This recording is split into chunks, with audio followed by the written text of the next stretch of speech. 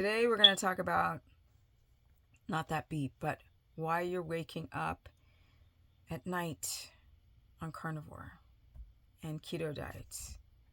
How to fix this biatch.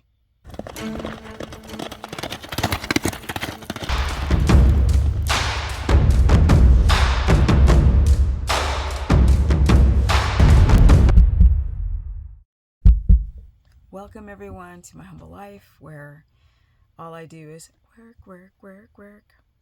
By the way, it's so cool tonight. I'm loving it. The humidity has dropped and fall is inching on its way. Let's get into this waking up in the middle of the night. And what does that mean if you wake up in the middle of the night on a carnivore diet? Well, that beep is my propane battery. It's dying, so just ignore it.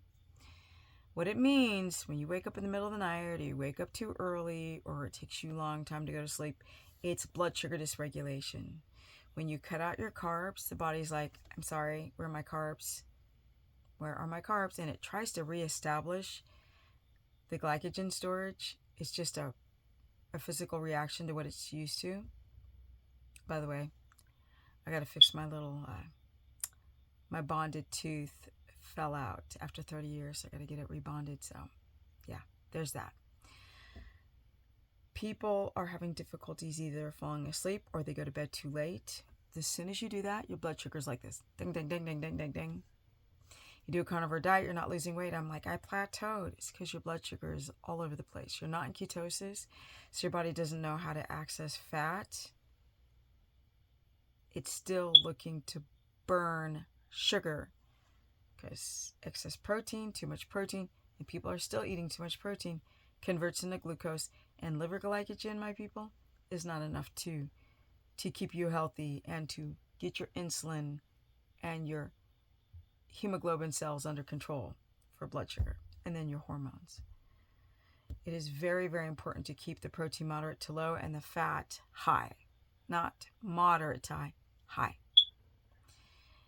But the waking up in the middle of the night, it's because your blood sugar drops too low and the body's like, warning, and then it finds a way to raise the blood sugar back up through gluconeogenesis. And sometimes it'll overspike again. You'll have this dink reaction again, like dink, like a bouncing ball.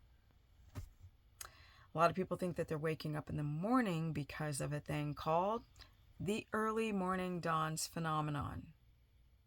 No. I mean, the dawns phenomenon is a dump of glucose into the bloodstream, and you wake up and your blood sugar is super, super high. But let's keep this real.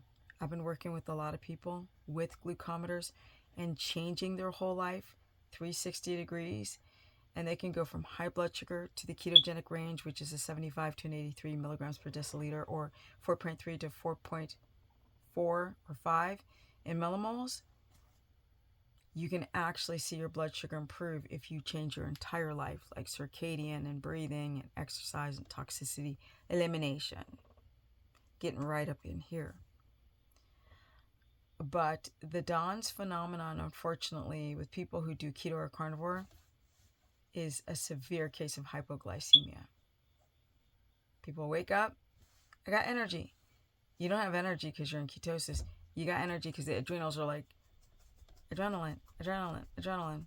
And then, of course, then people plateau. Or they start gaining weight. Or they feel really tired trying to do a carnivore ketogenic diet. And this one was just a quickie. I've got mosquito bites all over me. And I need to go to bed and edit this video. You're waking up because of the dawns phenomenon. Oh, solution. Because if I don't have a solution, people freak. The solution is go to bed early. That's by following a circadian rhythm between 8, 9, and 10 latest. Once you start going over, doesn't matter if you think you're in bed 10 hours or 8 hours or 9 hours. It's a circadian rhythm. The eyes are just camera lenses. Neocortex and the hypothalamus will react to light and dark. Hormones are released. And if you're not in a circadian rhythm, you can become insulin resistant overnight, which is why people have a spike drop in blood sugar when they wake up with all that glucose. And then lunchtime, they're crashing. Or afternoon, they're crashing again. looking for the coffee. The early morning dawns phenomenon is a thing that can be corrected by eating every 3 hours, going to bed extra early, getting rid of toxic food, finding out what foods you have a histamine response to, because if you have chronic histamine, blood sugar runs high.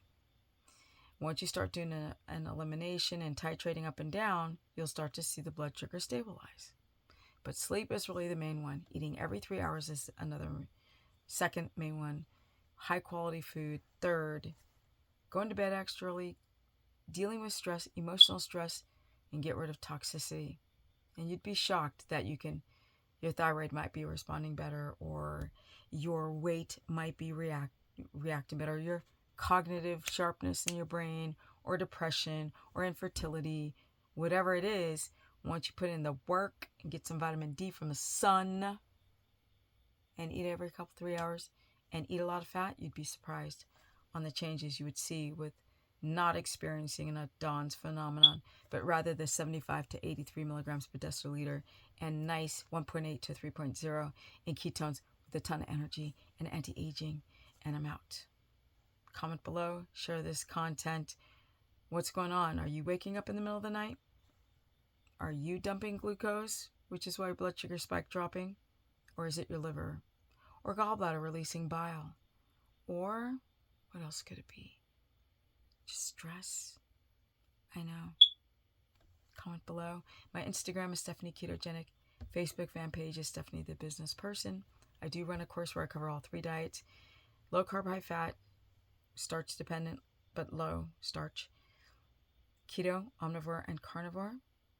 And because I've been working on this house, I'm not going to talk about this 30-day challenge anymore until we're done with all of this crappy sleep and me being a hypocrite, because I'm about to edit this video right now.